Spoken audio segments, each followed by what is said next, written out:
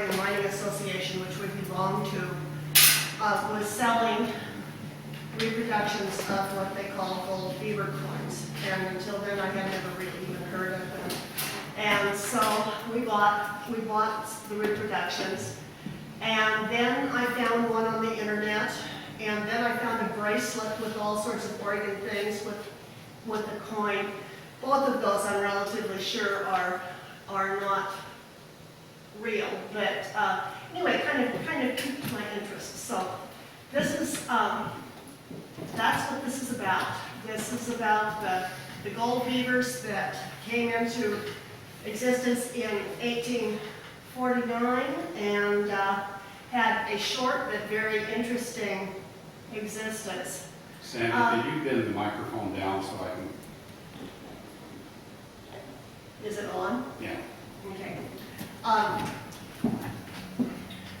Oregon was in limbo for a long time. In the 1700s, we kind of quasi-claimed it as the Northwest Territory, and the British said, no, it's not, it's ours. And eventually the Russians and the Spanish and other nations bowed out, and it became a sticking point between the United States and Great Britain, all revolving around the beaver and the what am I trying to say?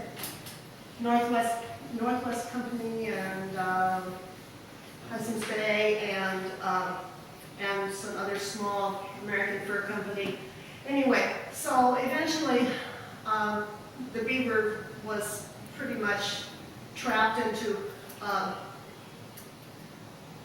not extinction, but pretty well. And then in London, beaver hats were no longer fashionable, so that was the death knell of that. But then all of these people were out here, retired Hudson's Bay members who settled at Champlain, and still the presence of Hudson's Bay at Fort Vancouver, and then people started coming across the plains from the continental United States. Anyway, in 1843, there were some issues with the British and the people who, the quote-unquote Americans who lived out here, petitioned Congress for protection.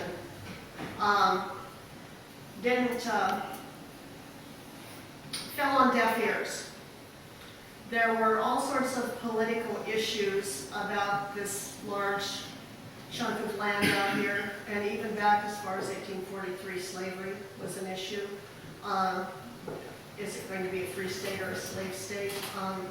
And you know, without laboring that,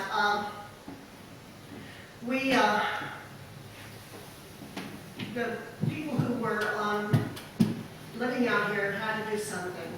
In 1843, they had what they called wolf meetings at Champlain, and ostensibly the meetings were to deal with how to keep the wolves from killing their livestock. But I think it was at the second wolf meeting that they decided to vote on whether they wanted to be American or British, and I think the vote was one or two differences. And the Americans won, and so a provisional government was formed, and that went along for a while. Periodically, people went to Washington, D.C. and said, hey, you know, make us a territory. And again, all the old issues came up. And then in 1846, the United States declared war on Mexico. And that was over the territories in what they call Alta California and all of the southern part of the United States that was still part of Mexico. So right on top of that,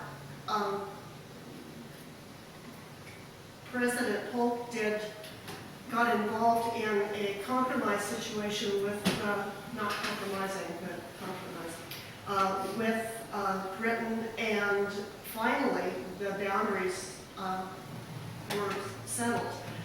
President Polk's campaign jingle was 5440 or fight, but actually we ended up on the 45th parallel. And, but the word has come down that that Polk backed off because they couldn't fight wars on two fronts at the same time. And so, anyway, once that boundary with Britain was established, then things, again, as I say, were brought up as when can we become a territory? You know,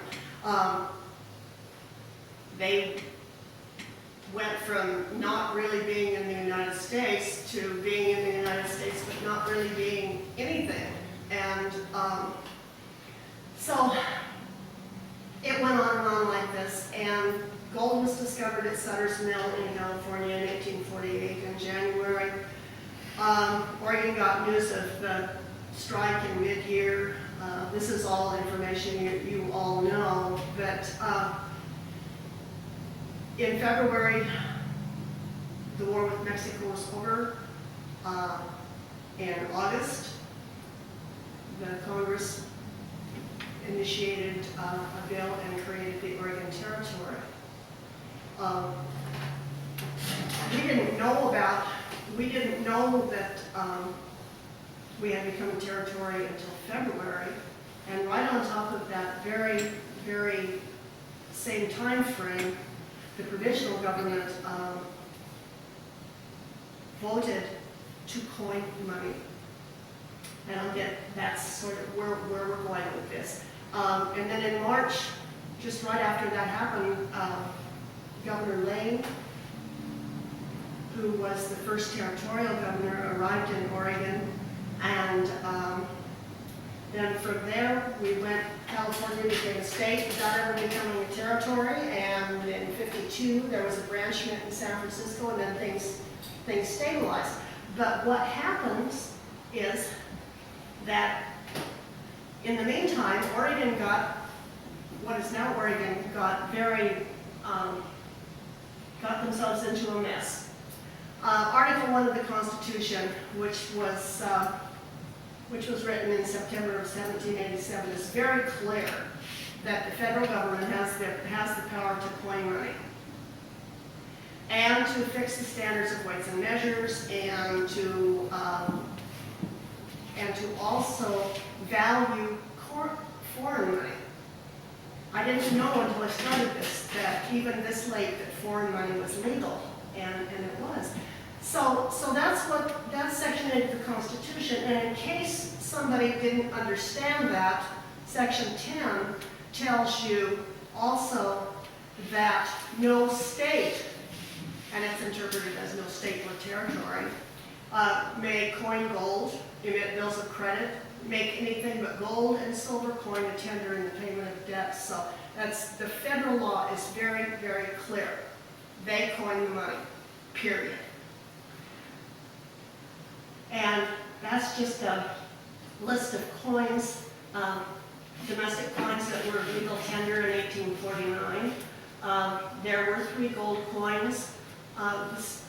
The United States didn't have a lot of gold at that time. And prior to the gold discovery in California, most of the gold in the world was owned and controlled by the House of Rothschild in Germany and by the Bank of England.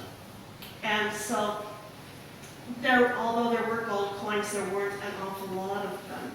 And all of these foreign coins were legal until 1857 in the United States. And there were gold strikes in Peru and Chile, and if you've read about the conquistadors and what have you, but that gold mining continued for many years, and a lot of the California miners actually came up here from Peru, and having gone there from mining in other places. And so all of these things were legal tender. And so I thought this was interesting. This goes back to British economist Adam Smith. Those are attributes of a good medium of exchange. Has to be portable. You have to be able to carry it around. Has to be durable and dividable. I was trying to think of an example of something that wasn't easily dividable, and I think it's maybe one of those 1 3/4 quarts of ice cream that used to be a half gallon. It has to be generally desirable. I mean, horse apples, which were plentiful, could probably have been designated as legal tender, but they certainly weren't terribly desirable. Not anything that anyone would want to use for money. There has to be some stability and value, and this is a key point at this juncture. High values in small bulk, again, you want to have something that you can haul around with you. You read stories about Europe during World War II and how money was so devalued that a whole cartload of money wouldn't buy a loaf of bread. And so anyway, that was the ultimate. That was what would make good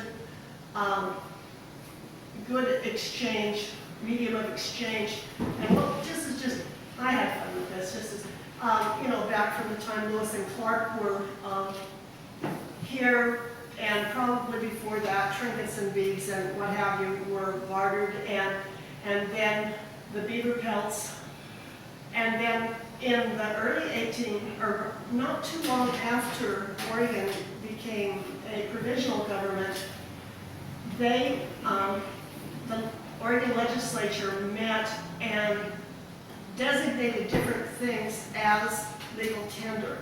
The consistent one throughout those years was wheat. Now that didn't mean that you would give someone 100 pounds of wheat for whatever you wanted, but you would give him the piece of paper that gave him the ownership of the wheat where it was stored. Not too much different from today. And so most of the people who came west didn't have cash money. Those who came on the wagon trains had spent their money in St. Joe or wherever, outfitting for the trail. And so cash money was very, very limited out here. So the reality in the bartering was that, I may give you butter for apples, or you may give me a deer carcass for plowing your furrows or something. I mean, there's all of the actual barter, and very little real money or coinage was available. I just threw this in just because it was fun. From 1842 to 1850, they say about 9,000 people came, and those were still fur trappers who came over the Red River Trail from Canada, and people who came across the plains. People on rare occasions in the early years came up the coast and came in on boats. In order to make changes, they had to either go back east, or they had to send missives around the Horn. There was no quick and easy fix to change things. Just some purchasing power. Farmhand wages and cowboy wages were usually about $1 a day. A Navy Colt revolver would cost you $3. You could get a whole outfit and a horse for $20. The grocery prices there date back to about the beginning of the gold rush, and that, as you probably have read, as things got scarce, the prices went up, and then that's where a lot of the Oregon people made their money, because they took products to San Francisco, but that's different. Getting off the track a little bit. Okay, this event in January of 1848, where Marshall, Bennett, and Stats, and it depends on who you read as far as who actually picked up the first piece of gold. But this has been listed as the most important economic pivot point in the history of the United States. Before that, there wasn't a lot of gold in this country. Europe and all of the territories, or the colonies of different countries were, by the mid-1800s, were on a gold standard. And what that meant was that they could trade their money back and forth, and it always had the same value. The United States practiced that, but it wasn't official. And at this time, gold at the Philadelphia Mint was worth $16 an ounce. What was spot today? Does anybody know? It was over $1,200 the other day. That's the value of an ounce of gold. Just a little aside, this R.H. Vance, who took this picture of Sutter's Mill, was the person that Carlton Watkins learned to do photography from in San Francisco. Oh, that's kind of cool.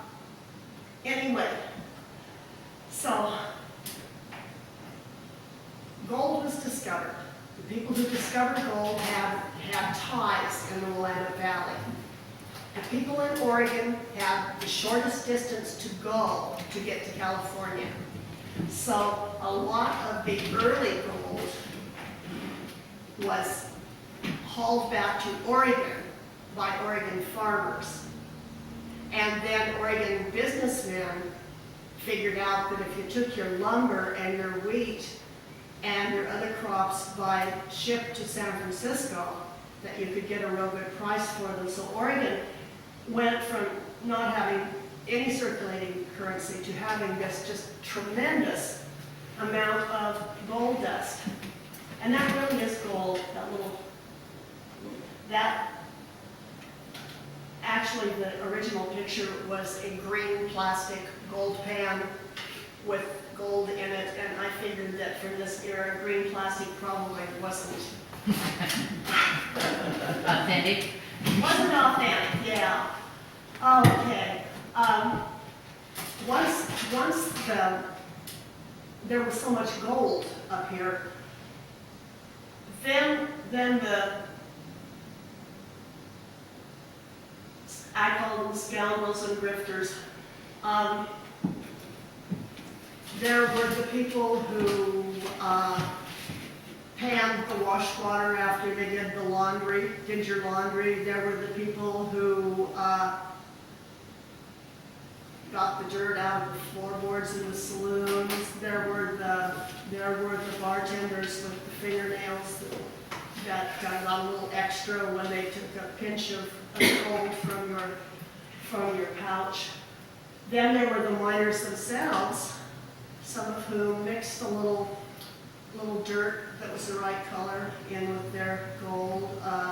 Then it got down to brass filings and all sorts of things. So the value of the native gold was not always what it should be.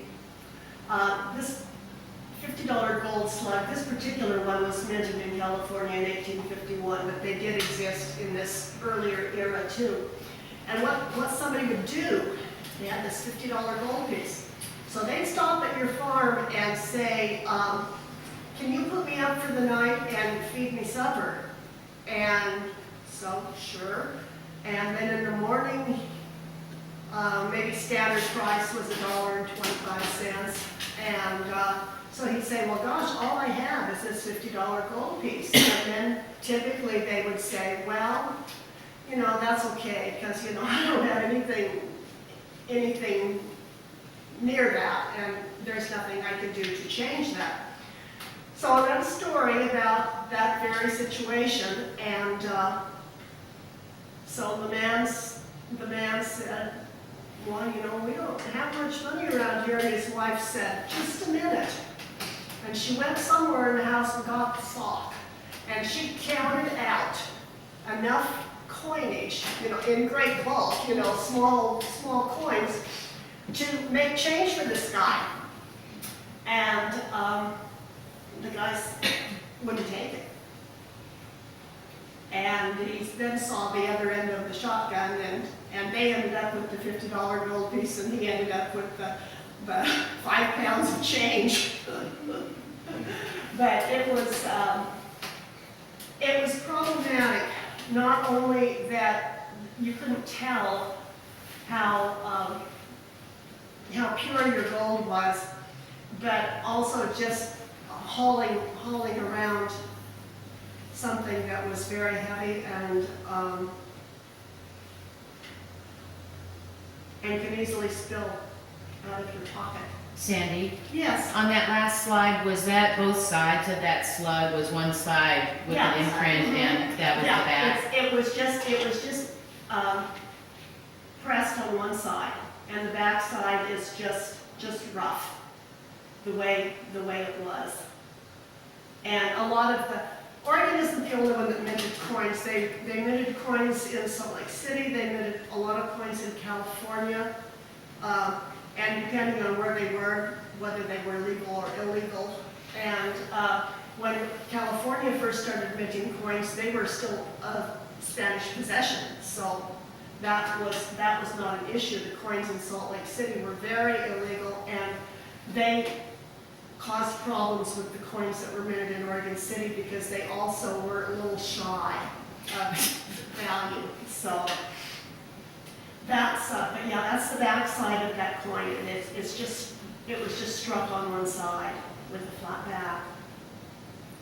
And these are the Beaver coins, and that's the Oregon provisional seal with the salmon and the wheat. And this statement is attributed to someone in the Oregon Provisional Legislature, I don't know who, but this was supposedly said at the point in time when the Provisional Legislature agreed to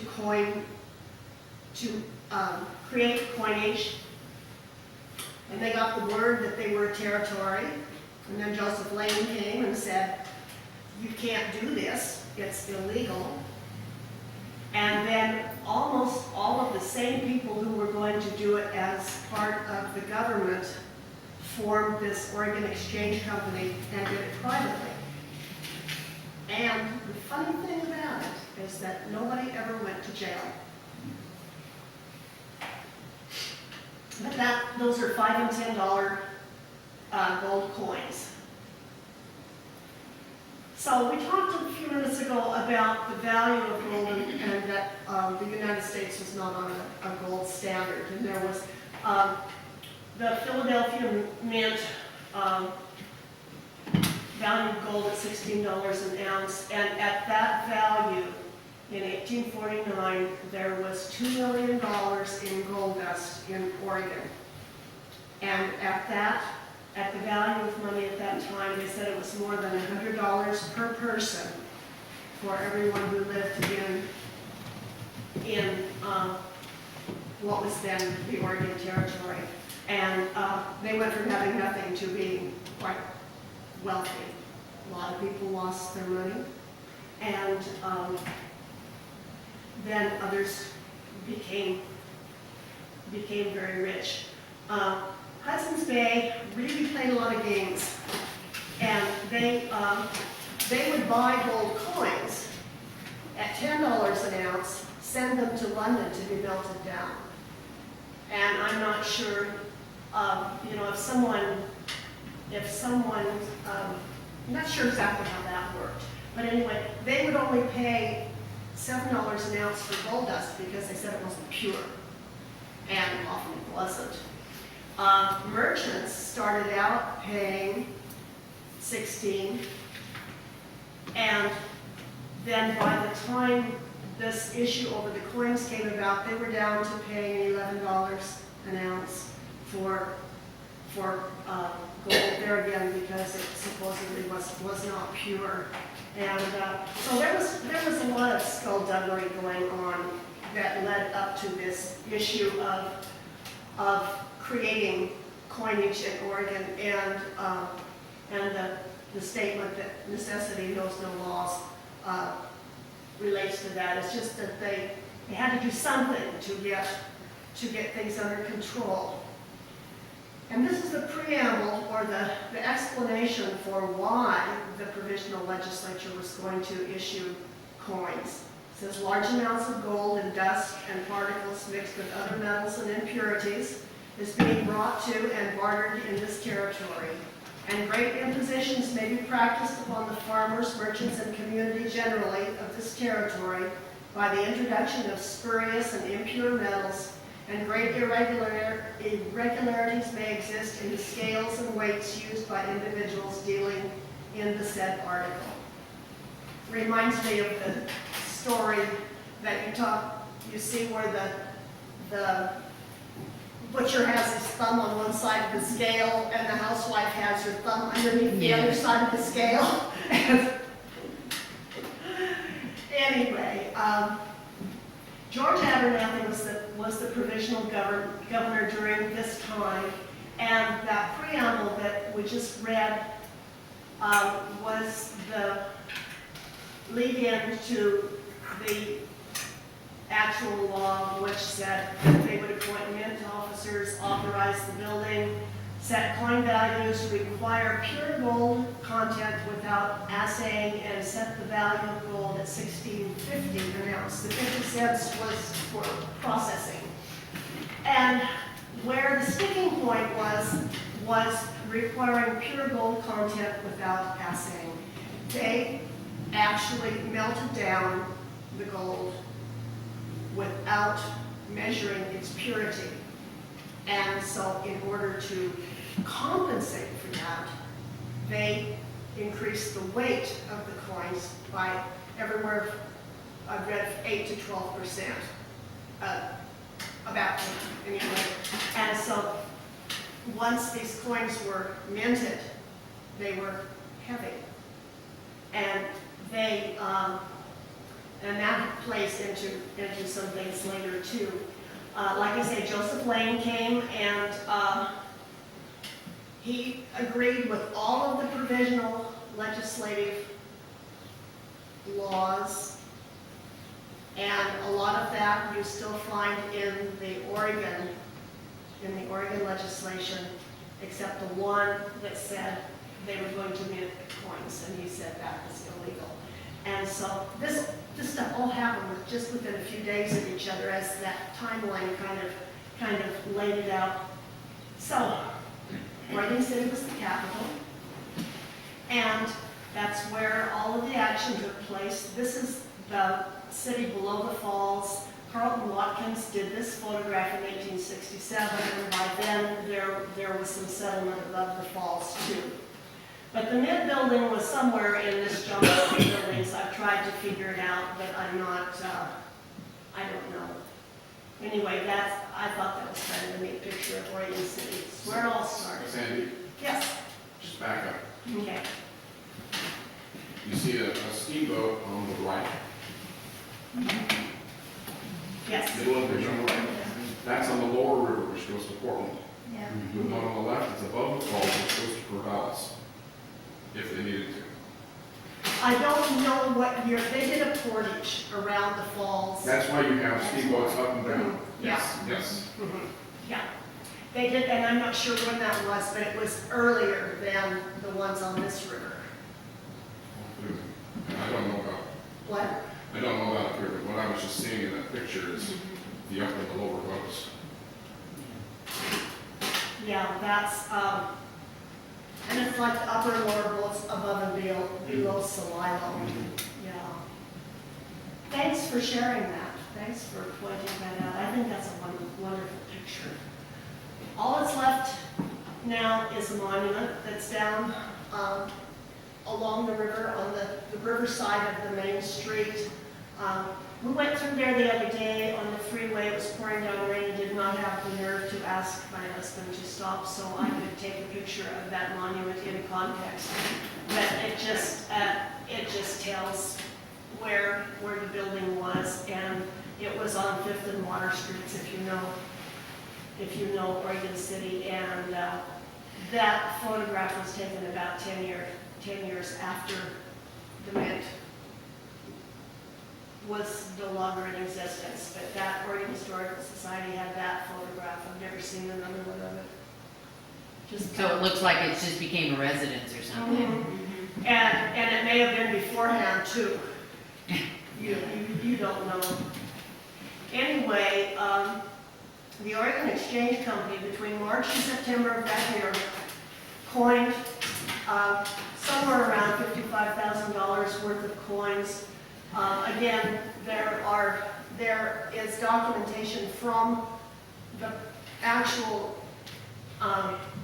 head of the mint, and then there's documentation from other sources. It doesn't all jive, but they say that about 6,005 $5 beavers were coined, and then that 3850 from the mint itself was supposed to be a firm number, but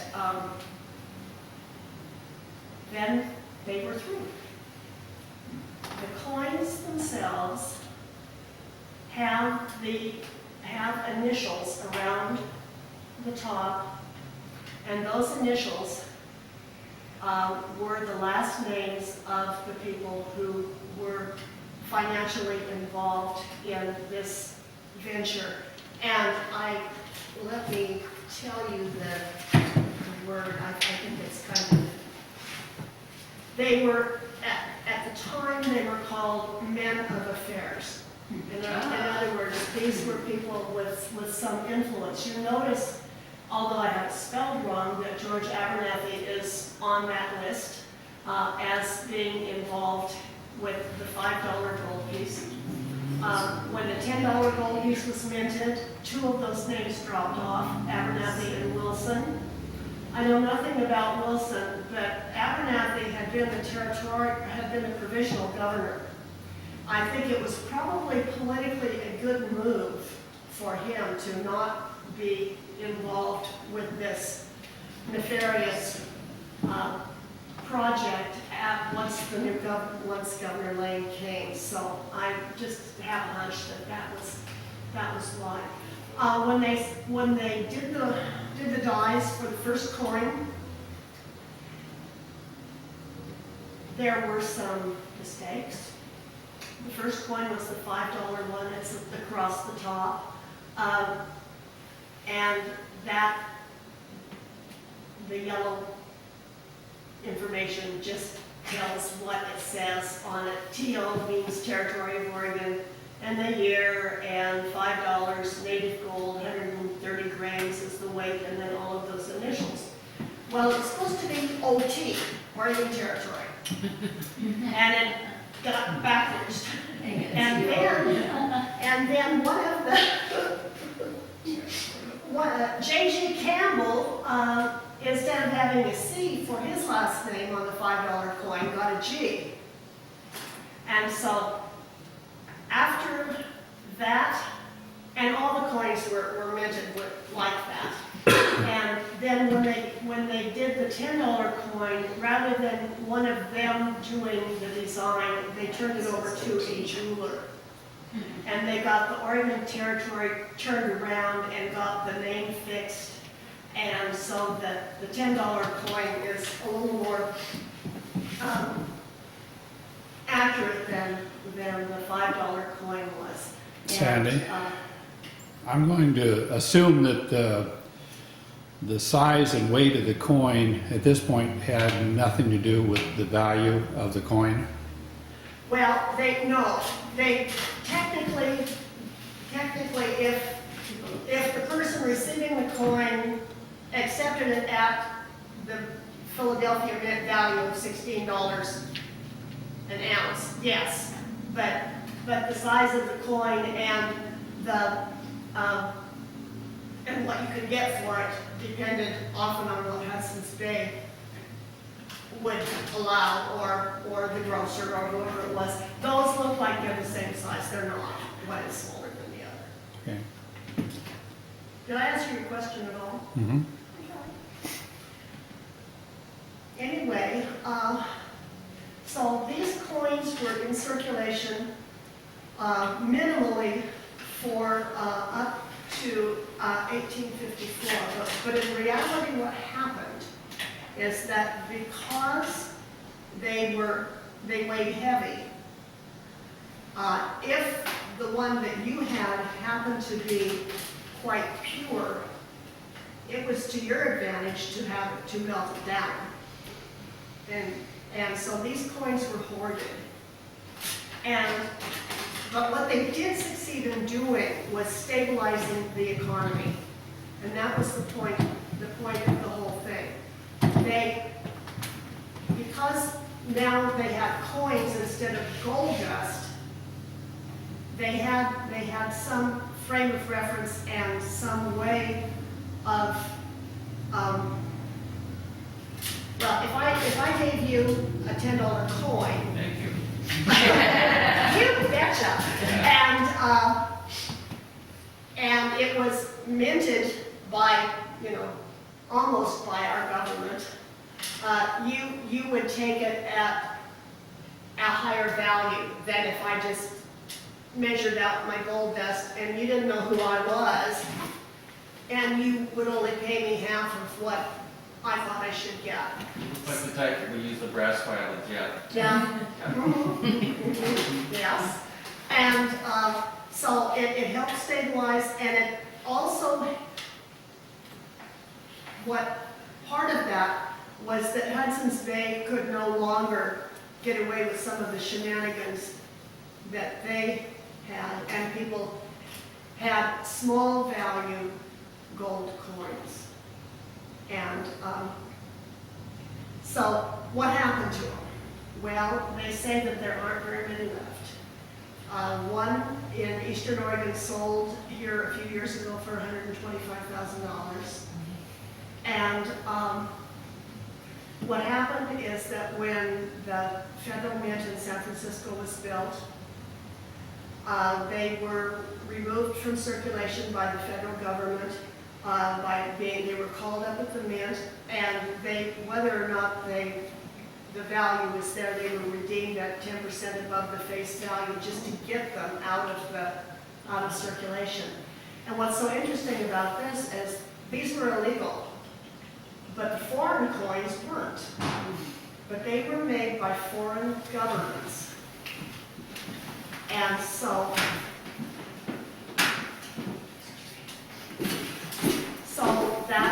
that gave them validity.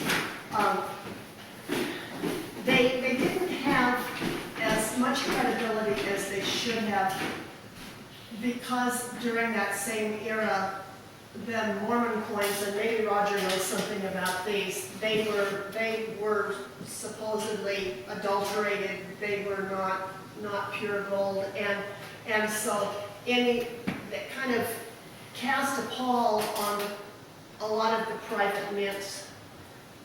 Do you have? Not any more than you do. I don't know, from the same sources probably. Anyway, so by 1854, other than ones that people hoarded and had saved as souvenirs, these coins all went away. Almost.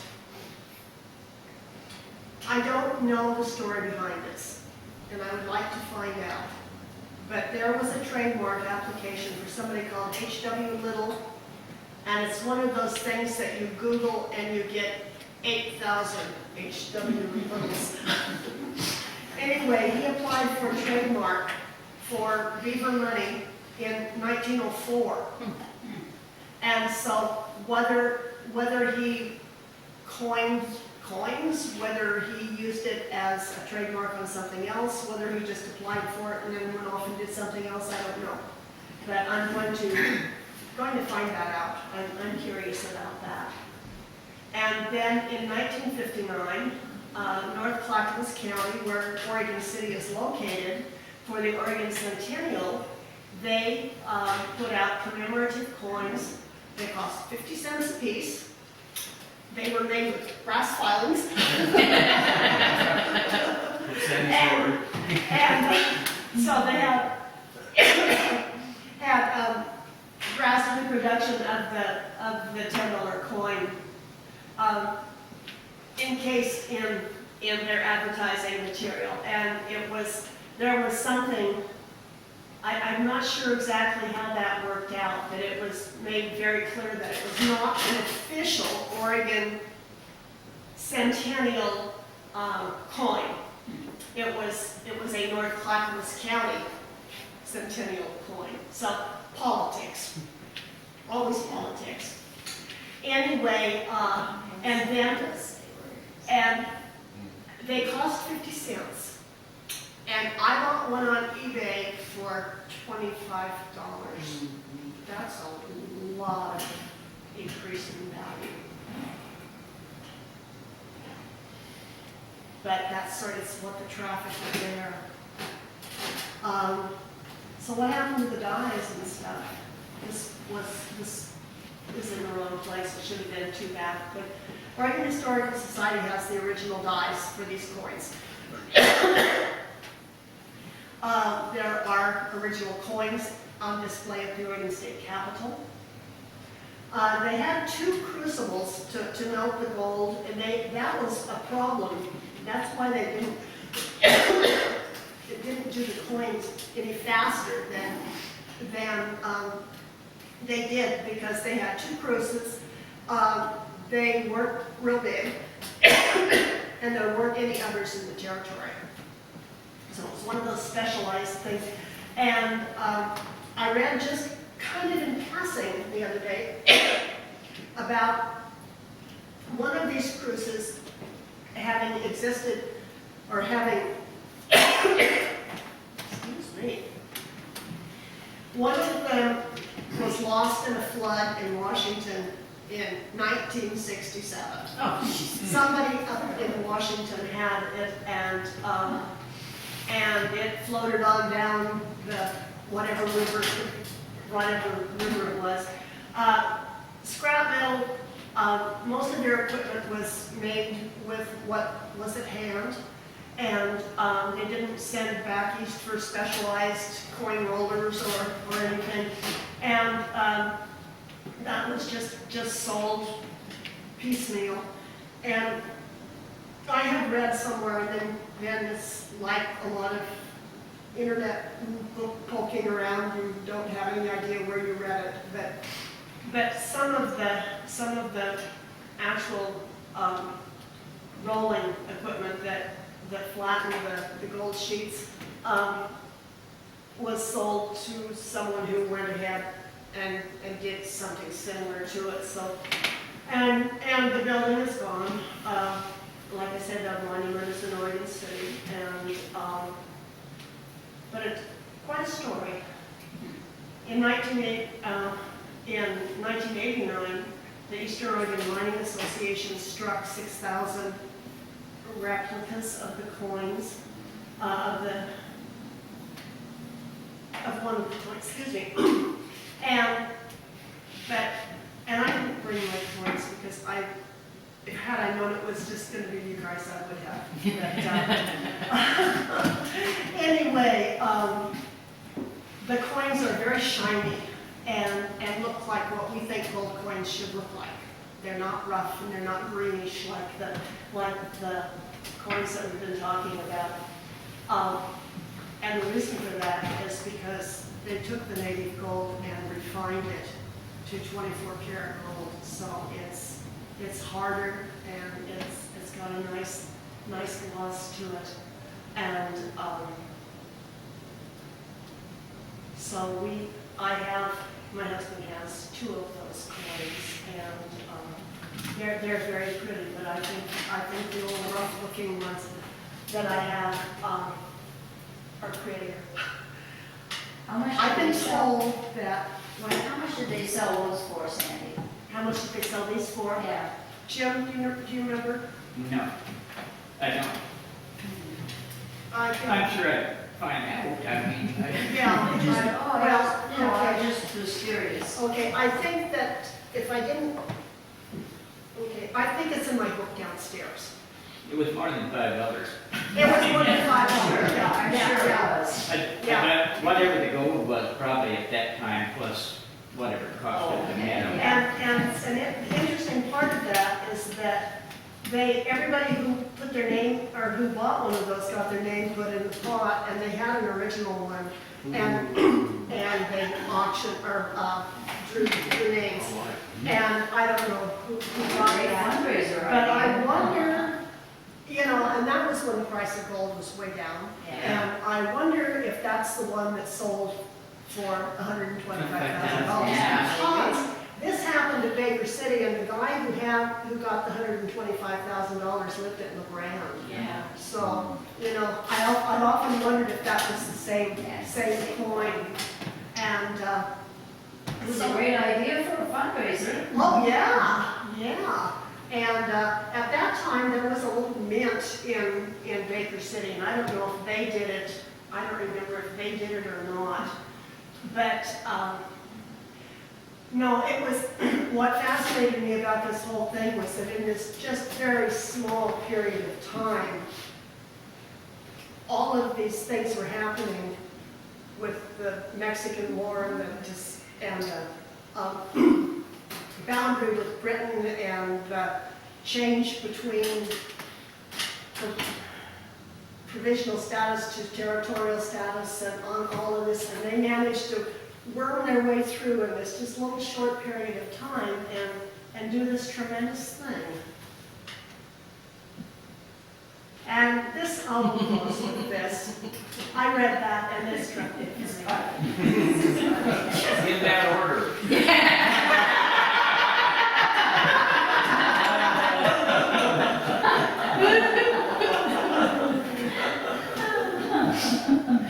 Yes, I have a lot of information, and if anybody's interested, I get it to you. But this, I would recommend this book. I had never heard of it until I started working on this, and it's available through one of the online Google or one of them where you could read the whole book online.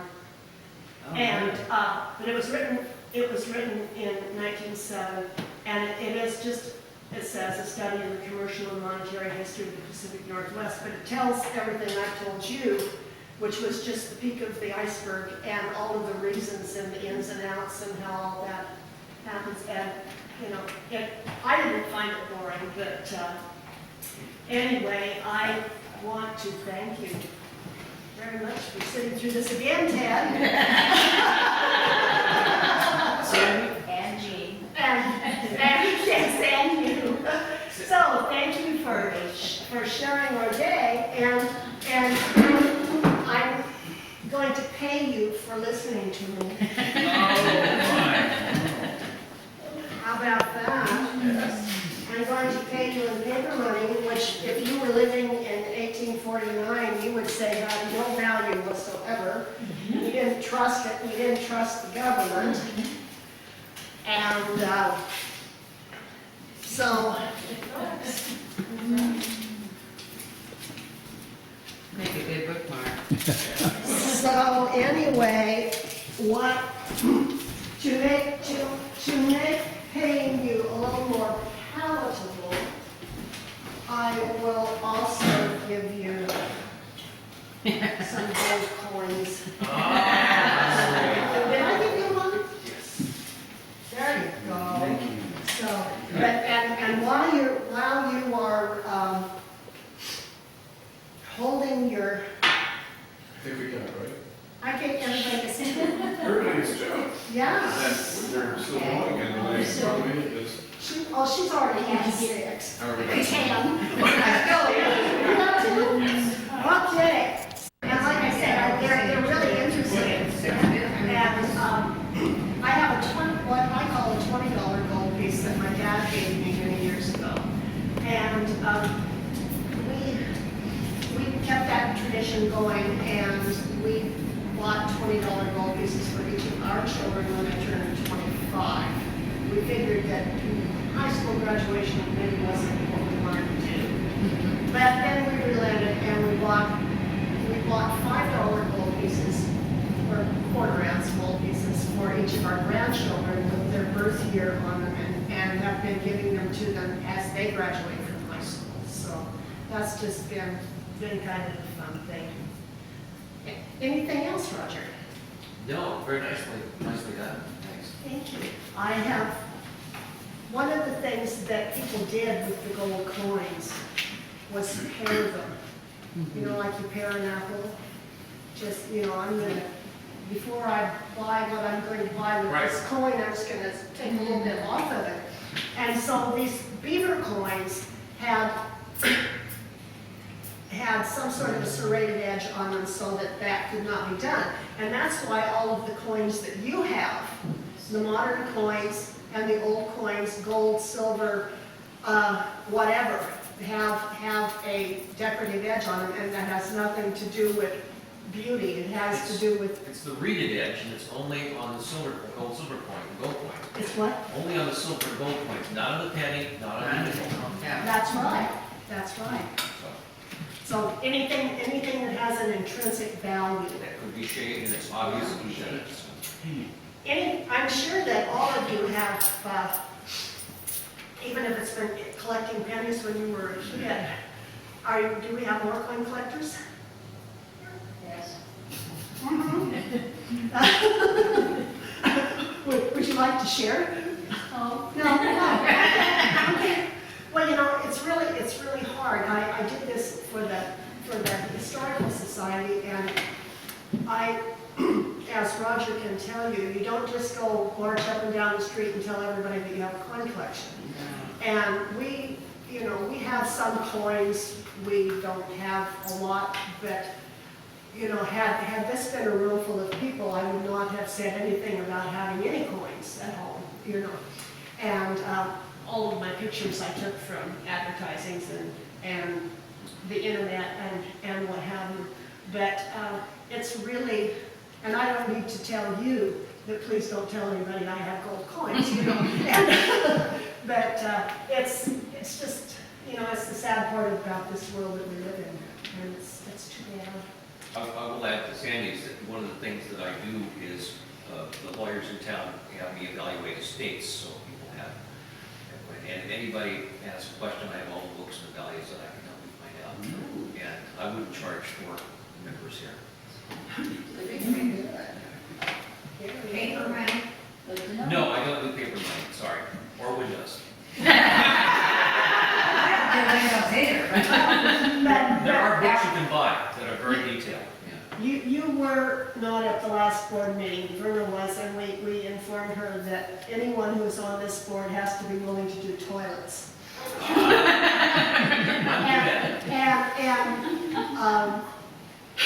Dwayne got around that by fixing the toilet. And he told us that was worth 10 wash jobs or something. I'm not sure how that worked, but anyway. I would gladly give up that duty, that's what. It's looking good compared to what it was. Anybody have anything for the good of the order, or just a chuckle, or anything before we close this up and go home? There's cake. Carrot There's a cake. cake.